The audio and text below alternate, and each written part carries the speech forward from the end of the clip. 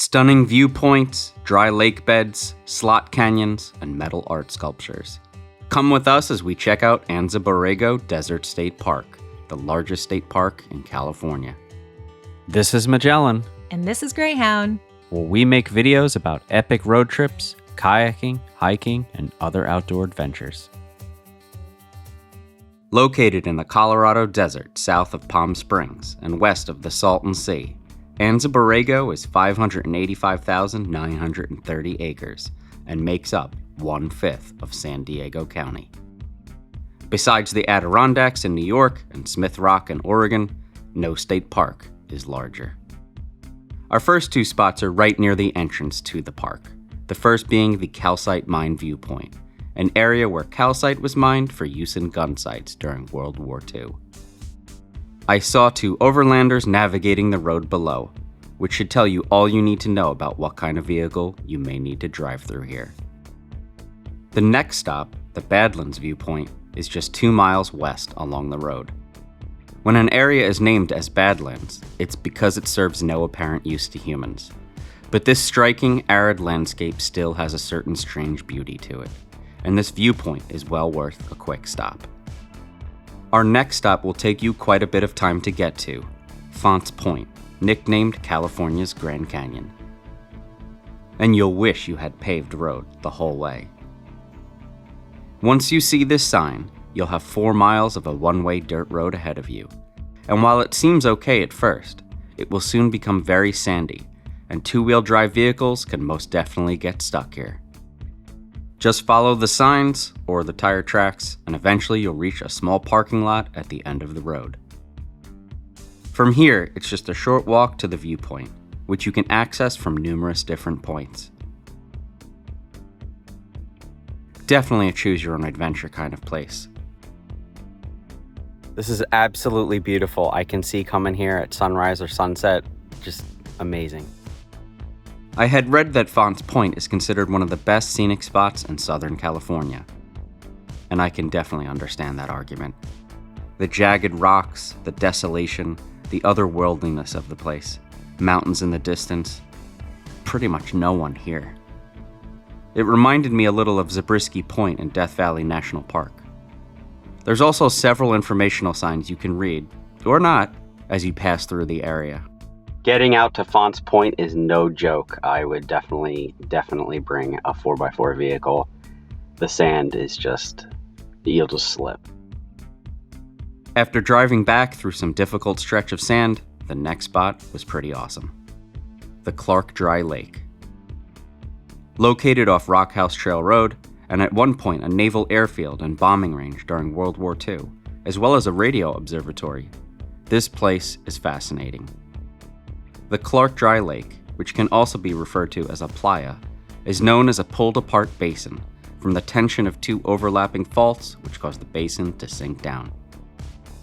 Like Badwater Basin in Death Valley National Park, water used to be a thing here, until it wasn't. After any significant rain, even 2 inches, dormant fairy shrimp eggs underneath the lake are known to hatch. Pretty wild. Otherwise, it's an amazing place to experience. A vast desert wilderness with beautiful mountains in the distance. And other than watching this small plane flying overhead when I first arrived, I have yet to see a single person since I entered this park. I'm an alligator. I'm a mama papa coming for you. I'm a space invader.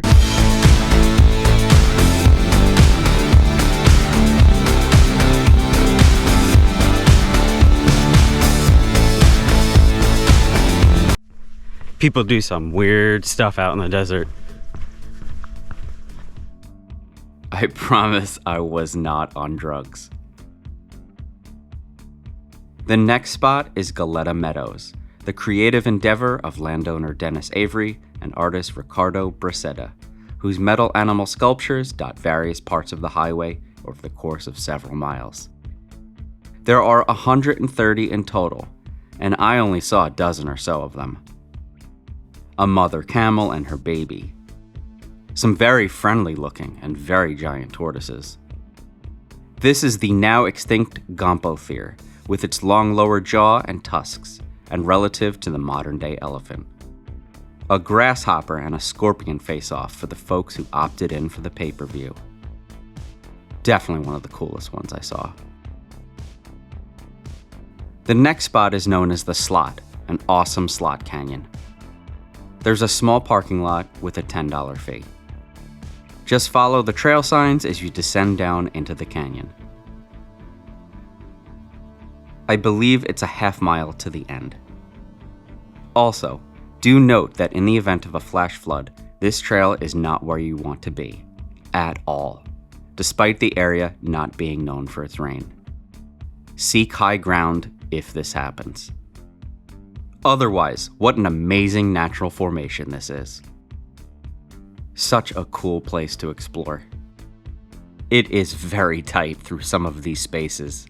Should have laid off the beer and burritos a little bit. This is a mini natural arch here. This kind of reminded me of Golden Canyon in Death Valley National Park. Eventually the canyon will open up again, and you can make one of two choices. Return the way you came, or take a scenic loop. Since I thought it was a little hot in there, I decided to take the loop. So I followed the wash until the end. This is the end. Dum dum dum. Then I headed back up this dirt road. I'm guessing that it's fun for 4x4 vehicles to come down here. Apparently I'm not the only one with the same idea. This was a very steep way up, by the way, but it was flat after. I was definitely sucking wind for a bit. When you get to the top, you'll be treated to this beautiful vista, which was so worth it. It reminds me of the Artist Palette in Death Valley National Park. To be honest, this park has a lot of similarities with Death Valley, and that park is easily one of my favorites. Got to watch a few folks head down after I reached the top, and besides the person flying the small plane earlier, this was pretty much the only other people I saw today in the whole park. Again, here's another look at those beautiful multicolored rocks. Just really cool. Eventually, I made it back to the parking lot and was on my way. If you're looking to see a lot of the park, this took me all day. It may not have seemed like it, but I drove roughly 3.5 hours to all of the places I showed you to and from Palm Springs. I therefore rewarded myself with a fantastic sandwich at a deli called TKB in Indio, California on my way back. As a true believer in the superiority of handheld food, this was so delicious. So, have you ever been to Anza-Borrego? And what was your favorite place? If you're looking for solitude, it's a park definitely made to enjoy just that. Otherwise, we'll see you on the trails or in the water.